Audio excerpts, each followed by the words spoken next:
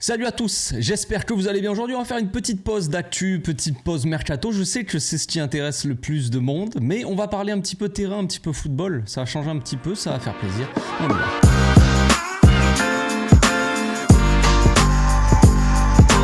Au passage, n'hésite pas à nous rejoindre si c'est pas encore fait et à partager la chaîne autour de toi, ça fera plaisir à tonton. Le Barça commence à peine sa saison et déjà pour beaucoup de monde c'est la catastrophe. Évidemment nous n'avons pas battu, nous n'avons pas réussi à battre cet ogre de Getafe, ce monstre, le grand Getafe comme on va l'appeler. Donc bon, ça fait 4 ans qu'on les a pas battus à l'extérieur, c'est notre bête noire, c'est voilà notre talon d'Achille j'ai envie de dire. Donc c'est un peu complexe face à Getafe, c'est comme ça, on le savait très bien. Maintenant il y a aussi des points négatifs, trêve de plaisanterie, forcément que voilà, battre Getafe ça ne te garantit pas de gagner la Ligue des Champions derrière de toute façon. Donc faire match nul contre Getafe ça ne te garantit pas non plus de ne pas réussir ton parcours européen ou quoi que ce soit. Donc voilà, l'un n'empêche pas l'autre, mais quand même si c'est loin d'être une catastrophe de faire match nul pour son match d'entrée comme ça contre Getafe, on le sait hein, même s'il n'y a pas uniquement le football qui rentre en jeu, mais il y a quand même des choses qui étaient à revoir, des choses à travailler pour moi, des choses pas forcément négatives en soi, c'est juste il faut arranger certaines choses que ce genre de match dégueulasse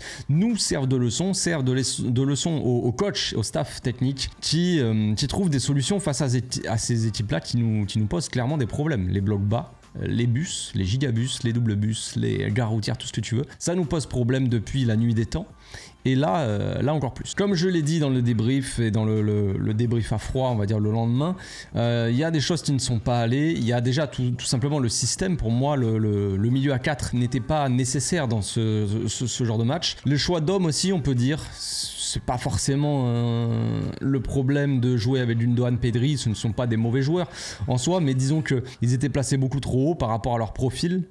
Placer un Pedri aussi haut que ça sur le terrain ne t'avantage pas, ne met pas en lumière les qualités de Pedri et tu te passes du coup d'un mec comme Ferran Torres ou Ansu Fati qui dans les petits espaces, en tout cas dans les appels, dans le jeu sans ballon, sont un peu plus intéressants que Pedri. C'est un peu leur point fort on va dire, ils sont mieux là-dedans, et Pedri lui c'est mieux quand il se retrouve un peu plus bas face au jeu et qui fait le jeu tout simplement. Donc face à Getafe, Xavi il a mis en place son habituel on va dire 3-4-3, milieu à 4, un milieu double pivot hein, avec deux milieux intérieurs qui jouaient très haut comme je l'ai dit, proche de Lewandowski.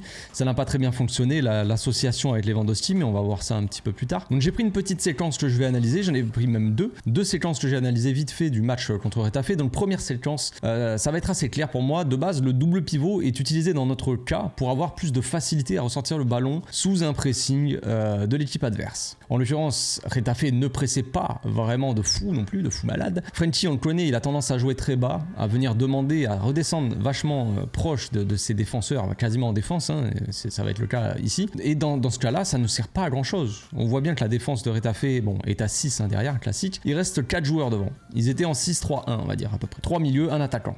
Pedri est trop haut pour moi, comme je l'ai dit, la consigne chez Getafe était de faire un marquage individuel sur Pedri, Gundogan et Lewandowski. Chaque fois que Lewandowski venait chercher le ballon on va dire dans les pieds, que ce soit Pedri, Lewandowski ou Gundogan, il y avait le défenseur qui était sur lui et qui le suivait. Donc Pedri qui jouait haut, mais faisait la plupart du temps donc des appels dans les pieds, ce qui pouvait offrir un espace dans le dos de la défense pour Rafinha d'ailleurs. Donc bref, là on voit clairement que notre double pivot n'est pas spécialement utile, et en plus de ça on n'arrive même pas à ressortir la balle déjà dans un premier temps. Frenkie garde le ballon pendant 6 heures à peu près, ce qui a été aussi notre problème contre Getafe et contre les équipes en bloc comme ça, bas généralement avec beaucoup de densité, tout ça dans l'axe, c'est la lenteur de nos transmissions, ça ne va pas. Ça ne va pas. On voit que le double pivot et la défense à 3, on est largement en supériorité sur ce plan-là. Ça n'a pas de sens. En tout cas, ça n'est pas nécessaire face à une équipe de Getafe. On a la supériorité sur ceux qui nous pressent, mais on n'arrive même pas à ressortir, tu vois. Autre séquence rapide, Pedri, comme je le disais, donc juste avant, était assez haut et faisait les appels dans les pieds pour apporter une solution à nos défenseurs. Donc c'est le cas ici, mais Christensen ne le voit pas du tout. On voit Pedri et Rafinha qui râlent d'ailleurs, à juste titre. Christensen qui s'excuse, mais voilà, encore un exemple de notre jeu sans prise de risque. Christensen qui aurait pu servir Pedri et trouver une solution avec du jeu long, ça a été rarement le cas. Et on a vu d'ailleurs Xavi à la pause fraîcheur qui parlait à Christensen, qui lui disait doser, tu vois. Pas doser, mais ose. ose frérot, fais des choses, porte un peu plus la balle. Ça sert à rien d'avoir 3 défenseurs centraux qui restent bas et qui n'avancent pas avec le ballon s'ils ne sont pas attaqués. Si en plus de ça Frenkie redescend dans la défense, on a 4 défenseurs centraux quasiment on va dire qui n'attaquent pas la profondeur, n'attaquent pas le milieu, tu vois, s'ils sont pas attaqués, ça n'a pas de sens. Koundé lui a redressé la barre, il a un peu plus compris dans ce domaine-là dans le match et il a tenté beaucoup plus de fois de porter la balle, d'attaquer un peu les espaces, d'aller chercher soit Lewandowski soit Pedri avec une passe assez longue pour trouver un relais comme ça plein axe et bon, sans vraiment grande réussite on va dire, mais de temps en temps c'est passé et ça a fait du bien. Donc ces séquences là c'était pour vous montrer à quel point le double pivot n'est pas forcément nécessaire à tous les matchs. Ça ne veut pas dire qu'il n'est pas nécessaire dans d'autres matchs. Ça ne veut pas dire qu'il faut arrêter avec le milieu à 4, tout ça. Je pense que le milieu à 4 est une bonne solution dans certains matchs où, la plupart du temps, les équipes d'en face, elles viennent nous presser. C'est comme je l'ai dit, avoir une défense à 3 pour, on va dire, écarter si en face, ils pressent avec 2 attaquants, par exemple. Avoir une défense à 3, c'est toujours intéressant. Tu écartes et tu as un double pivot qui t'offre des solutions avec un Frenkie qui redescend vachement bas et qui, après, casse des lignes par sa projection, tout ça, qui arrive à partir de la défense jusqu'au milieu de terrain, en cassant ce premier rideau. C'est intéressant d'avoir un Frenkie comme ça, avec Roméo en point d'appui. Mais quand tu as des équipes comme ça qui ne montent pas spécialement pressées ou qui sont pour la plupart des joueurs en défense, ça n'apporte rien d'avoir un double pivot, ça ne sert à rien. Donc là je vais vous montrer à peu près sur un petit tableau là ce que moi j'aurais peut-être tenté, on va dire, quelque chose que je trouverais assez sympathique à tester face à ce genre d'équipe. Donc dans ce cas là j'ai pris l'exemple où on a une défense à 6, c'est un peu ce qu'on a vu face à Retafe. Moi ce que j'aurais fait à la limite, si tu as un problème, si tu aimes bien quand Frenkie, on va dire, si tu veux que Frenkie redescende un peu plus bas entre la défense, entre un Koundé et un Araujo par exemple, si tu veux garder Araujo qui a une certaine puissance tout ça et qui si jamais ils envoient des longs ballons va intervenir, eh ben disons que tu gardes Araujo à droite, tu gardes Koundé aussi qui a fait clairement un bon match, Christensen qui était un peu en dessous, disons que tu le sors et tu passes avec en défense Frenkie qu'on a vu en pré-saison, qu'on a déjà vu avec l'Ajax, qu'on a déjà vu sous Koeman aussi, qui de temps en temps jouait en défense. Donc avoir un Frenkie là de base qui joue en défense dans une défense à 3, ça peut être intéressant. On aurait Roméo seul en 6, Gundogan et Pedri en milieu relayeur et une attaque Ansu Fati et Lewandowski avec Rafinha et Baldé sur les côtés. Donc là qu'est-ce que ça t'apporte ? Ça t'apporte que déjà comme je l'ai dit, ils sont 6 derrière, ils sont 3 au milieu, un attaquant. Frenkie a le ballon, l'attaquant il vient presser Frenkie peut servir Koundé. Koundé est complètement seul, il peut attaquer. Qu'est-ce qui va se passer s'il attaque l'espace ? Eh ben, soit lui il va sortir sur Koundé, Gundogan va être libre, lui il va monter sur Gundogan, tu vois, par exemple, et là il y aura plus ou moins une supériorité, en tout cas du 1 contre 1, tu vois. Ils auront plus forcément la supériorité numérique dans l'axe, ça va faire sortir un peu la défense qui, nous avec Gundogan qui jouait haut, lui il suivait souvent Gundogan. Là il serait un peu plus au milieu de terrain le Gundogan. Donc ça apporte une solution en plus, ça fait un peu libérer, donc comme je dis, ça fait sortir un peu plus les joueurs de leur défense. Donc autre exemple, on va dire, si Frenkie arrive à casser le premier rideau, ou disons qu'il la donne à Koundé, lui il va sur Koundé resserre Frenkie, Frenkie il peut monter au milieu de terrain, tu vois, tout simplement. Il va monter avec le ballon, tac, Roméo va se décaler, lui il va suivre, disons que lui il suit Roméo, Frenkie il monte, qu'est-ce qui se passe là ? Là il y a un espace, Araujo, Koundé qui resserre, tac. Frenkie, lui, il arrive plus ou moins en double pivot avec Roméo, tu vois. Vraiment en phase d'attaque, Frenkie, on le sait, il aime bien avoir le ballon depuis la défense et monter vers le milieu.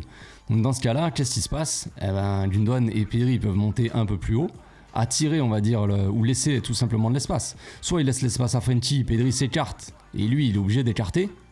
Roméo s'écarte, lui, il est obligé d'écarter. Qu'est-ce qui se passe avec Frenkie là ? Frenkie il monte, tu vois. Et là il est un peu libre. Soit lui il est obligé de resserrer et ça libère Roméo, et ainsi de suite, ça fait décaler toute l'équipe. Soit c'est lui qui vient serrer sur Frenkie et Pedri là il est libre à ce moment-là.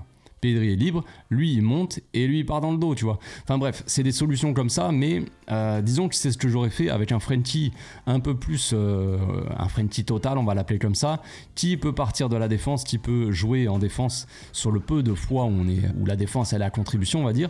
Il peut jouer en défense centrale et venir monter au milieu de terrain pour apporter des solutions. C'est ce qui s'est passé en deuxième mi-temps quand Rafinha il a pris le rouge. On avait Frenkie qui est descendu en défense. Mais ça peut être une solution face à des blocs aussi bas, avoir une équipe assez offensive avec un Frenkie et avec surtout un Ansu Fati en attaque, aux côtés de Lewandowski, ou même Ferran Torres, ça peut être Ansu Fati ou Ferran Torres, peu importe, en vrai. Un mec qui apporte des solutions, qui fait beaucoup d'appels, qui bouge cette défense en fait. Ce qu'il faut faire dans ces cas-là, avec ces blocs bas, ces blocs très denses, c'est apporter énormément de mouvement et faire sortir en fait cette défense-là pour créer des appels, des vides dans le dos de la défense. Si le gars il sort, si Lewandowski l'attire là, lui il sort, tac, il y a un moment d'inattention, on va dire, Ansu Fati part dans le dos. Et ça paraît facile comme ça, c'est facile à dire, mais ça t'apporte des solutions quand t'as beaucoup de mouvements comme ça, c'est toujours plus sympa. Donc comme je le disais tout à l'heure, Pedri là-dedans, il doit être aussi le métronome de cette équipe. Dans cette équipe, dans ce Barça-là, Pedri doit être le métronome. J'ai eu déjà cette conversation, cette discussion avec un abonné, il se reconnaîtra. Pedri est plus proche d'un Xavi que d'un Iniesta. Lui-même me dit ça aussi, je suis totalement d'accord avec ça. Pedri, ok, la conduite de balle, ce côté un peu flottant sur la pelouse, il nous rappelle un peu Iniesta dans sa façon de courir, sa façon de se déplacer, mais Pedri en termes de jeu est plus proche d'un architecte comme Xavi que d'un on va dire dynamiteur de jeu comme ça, comme Iniesta. Iniesta il accélérait le jeu, il avait ce côté aussi métronome, surtout quand Xavi est parti après, mais au départ Iniesta c'est un peu plus un mec qui va déclencher, tu vois, qui va accélérer d'un coup le jeu sur une petite accélération, qui va faire des changements de rythme assez intéressants. Il faut des joueurs comme ça qui font des changements de rythme, à l'image de soit Xavi, soit Frenkie de Jong d'ailleurs, mais Pedri c'est plus un mec qui doit avoir les clés du jeu. Pedri il avait les clés du jeu déjà la saison dernière, par certains moments aussi la saison d'avant même. Maintenant que Busquets est parti, celui qui doit avoir les clés vraiment du jeu, du milieu de terrain, c'est Pedri. C'est Pedri qui doit dicter le tempo, c'est Pedri qui a cette intelligence de jeu là, tu vois. Il y en a qui disent il faut donner les clés à Frenkie, tout ça, parce que c'est le poste qui veut ça, soi-disant il va jouer 6 et tout ça, alors que non, ce n'est pas un pivot, mais celui qui doit avoir les clés du jeu, c'est Pedrito et pas un autre. C'est donc assez étonnant de voir que Pedri, qui est le digne héritier, on va dire, de Xavi, et que Xavi et son coach, qui n'arrive pas vraiment à mettre dans les meilleures conditions, on va dire, Pedrito. C'est assez étonnant de voir ça. C'est normalement le mec idéal pour développer le jeu de Pedri, c'est Xavi. Après, Xavi, on sait qu'il lui demande beaucoup d'être efficace, de marquer des buts. Moi, je m'en fous complètement que Pedri marque des buts. Xavi, il en marquait des buts, évidemment. Il faisait surtout énormément de passes décisives, mais il en marquait des buts. Mais le but là, pour moi, c'est surtout vraiment Pedri il est le contrôle du jeu, tu vois, qu'il ait les clés en fait, tout simplement. Alors évidemment j'ai pas envie de voir Pedri, j'aimerais voir Pedri un peu plus bas. J'avais dit la saison dernière, j'aimerais voir Pedri plus haut, tu vois. Mais il y a un juste équilibre. Je veux pas le voir dans un double pivot, mais je veux pas non plus le voir à côté de Lewandowski dans la surface quand Lewandowski redescend en faux neuf. Voir Pedri se projeter dans la surface et attendre les ballons, c'est pas ça que je veux. Moi, je veux voir que les mecs fassent les appels et que ça soit Pedri qui fasse la passe. Parce que s'il y a bien un mec qui sait faire, qui a une qualité de passe hors du commun, hors norme, une très bonne qualité de passe, disons, c'est Pedrito. Dans l'équipe. Il y a évidemment Gundogan, mais c'est Pedri. Face à Retafe, il était plus deuxième attaquant aux côtés de Lewandowski que milieu, et ça ne m'a pas forcément plu. On voyait en plus de temps en temps Lewandowski qui redescendait pour jouer en faux neuf et pour jouer en une touche. C'était plus ou moins la consigne sur Gundogan ou sur Pedri, mais demander à Lewandowski de jouer en une touche, apparemment c'est demander la lune. En tout cas, c'est comme si tu demandais à Frenkie de jouer en une touche. C'est un peu la même chose. Tu peux toujours attendre. Donc il y a une réflexion que j'ai trouvée assez intéressante. J'ai vu ça passer, je sais plus où, mais j'avais vu que y avait un gars qui disait que la première saison de Xavi, vraiment quand il est arrivé au départ, elle était un peu plus intéressante dans le jeu. Et quand on y réfléchit, quand on regarde un peu les matchs, c'est vrai que par moments on avait des matchs assez spectaculaires, une équipe qui était un peu plus flamboyante, qui avait un peu moins de maîtrise, évidemment, moins de maîtrise dans le jeu, qui subissait un peu plus sur des contres ou sur des un peu plus faible, on va dire, collectivement, mais qui apportait un peu plus de bonheur aux supporters, qui était un peu plus folle, qui apportait un peu plus de folie. On rembobine un peu l'histoire. Xavi il arrive, on attend un peu le mercato d'hiver, évidemment. Il y a Aubameyang qui arrive, il y a Ferran Torres, le grand Ferran Torres, il y a Adama Traoré et Daniel Alves. Donc bien sûr à ce moment là il y a l'effet un peu nouveau coach, nouvelle recrue, tout ça qui vient un peu dynamiser, qui vient un peu rebooster l'équipe, qui fait que d'un coup l'équipe se réveille un peu. Ça c'est toujours un peu pareil, mais quand même dans le jeu on a vu des choses quand même assez intéressantes. Moins de maîtrise comme je l'ai dit, mais un peu plus de mouvement et un peu plus de folie. Et ça c'est peut-être un truc que Xavi va devoir revoir, peut-être avec l'arrivée de Joao Cancelo d'ailleurs, mais peut-être qu'il va devoir revoir un peu ce qu'il faisait avant et se dire il y a peut-être une petite inspi à avoir, tu vois. Peut-être s'inspirer de ça, en tout cas dans certains matchs, évidemment, comme je l'ai dit. Donc retour sur l'équipe à peu près, on va dire, qu'il y avait quand Xavi est arrivé. On va pas mettre Dembélé, peut-être à ce moment-là il était blessé ou je sais pas. Donc on avait Jordi Alba, évidemment, Baldé n'était pas encore là. On avait Eric Garcia, Araujo en défense, on va dire ça, on va enlever Piqué. Daniel Alves à droite, Busquets en 6, Frenkie, Pedri. Bon, Pedri par moment était blessé, donc c'était plus Gavi qu'on avait. Mais disons qu'on va mettre Pedri, ça revient au même. On avait le grand Ferran Torres en attaque, Aubameyang, donc Adama comme je l'ai dit. Donc un 4-3-3 somme toute classique, j'ai envie de dire, mais dans l'animation on avait vu quelque chose d'assez intéressant, c'est-à-dire un Jordi Alba comme à son habitude qui montait et qui apportait déjà par son jeu de passe ce que Baldé n'arrive absolument pas à faire, mais soit on avait Alba qui montait dans le couloir, soit on l'avait un peu au milieu, mais disons qu'il montait dans le couloir. Ferran Torres classique, un ailier inversé qui rentre donc dans l'axe, qui venait dans l'axe, former on va dire une paire avec Aubameyang. Jordi Alba qui venait sur le côté, Adama donc qui restait assez large sur le côté. On avait une défense soit Eric Garcia, Araujo, Daniel Alves et une équipe plus ou moins comme ça. Soit on avait Daniel Alves qui montait en double pivot avec Busquets, tac, tac. Donc on avait Eric Araujo, vraiment ça c'était dans les cas assez offensifs. Mais on avait donc Busquets, Alves en double pivot et Frenkie, Pedri qui était un peu dans ces zones là, tu vois. Ça faisait un peu des triangles partout, c'était super géométrique, c'était marrant. Donc ça c'était une première possibilité, mais ça apportait pas mal de solutions. Déjà on avait Jordi Alba qui faisait beaucoup de mouvements, qui faisait des appels dans le dos de la défense. Si jamais Frenkie a le ballon, il demande la balle ici. Frenkie qui fait souvent ça, qui vient souvent dans ce couloir là demander le ballon. Il vient demander le ballon, ça peut attirer un défenseur. Jordi Alba qui part dans tu vois. Ferran Torres qui vient demander le ballon, un peu un défenseur qui vient sur Ferran Torres, ça apporte un peu un espace libre on va dire dans le dos, et Jordi Alba qui fait l'appel. Là Baldé lui ne fait pas assez les appels dans le dos, tout ça. Donc on avait un peu plus de mouvement, disons. Déjà de base dans l'animation il y avait vraiment du mouvement. Là ce qu'on a vu contre Etafé c'était un Baldé qui était tout le temps là, donc pas de mouvement. Rafinha qui était tout le temps là, donc pas de mouvement non plus. Tu vois, il y avait très peu de mouvement. Là finalement il y a beaucoup de mouvement. Des fois aussi ce qu'on pouvait voir c'est un Ferran dans cet espace là, Aubameyang toujours en pointe, Pedri ou Gavi qui venaient dans les demi-espaces. Souvent Gavi faisait l'appel ici et en fait un milieu comme ça. Busquets qui était seul en 6, Frenkie et Daniel Alves qui étaient ici. Daniel Alves qui était plus comme un milieu intérieur et qui souvent faisait des passes dans le dos de la défense. Gavi ou Pedri qui vient demander la balle à Daniel Alves. Ça attire un peu un défenseur, tu vois, qui vient libérer un peu l'espace dans le dos. Oba qui fait l'appel dans la profondeur. Et on avait des centres comme ça, on avait du jeu long. Soit Oba descendait, quand Oba revenait demander le ballon, Ferran partait dans le dos. Il y avait beaucoup de mouvements, beaucoup d'appels. Il y avait beaucoup de jeux sans ballon. C'est ce qu'on soulignait quand Ferran Torres est arrivé. Certains, voilà, se moquaient parce que oui, Ferran, il est intéressant uniquement dans son jeu sans ballon, tout ça. Mais les gars, s'il n'y a pas d'appel de balle, tout le monde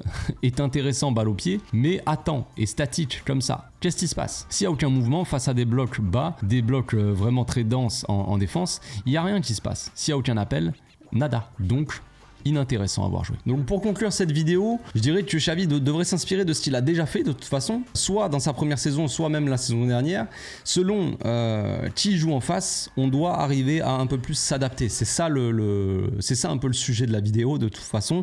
Ce n'est pas il faut arrêter le milieu à 4, il faut absolument jouer avec 3 attaquants, tout ça, on s'en fout complètement. Le but c'est de s'adapter à l'adversaire tout simplement.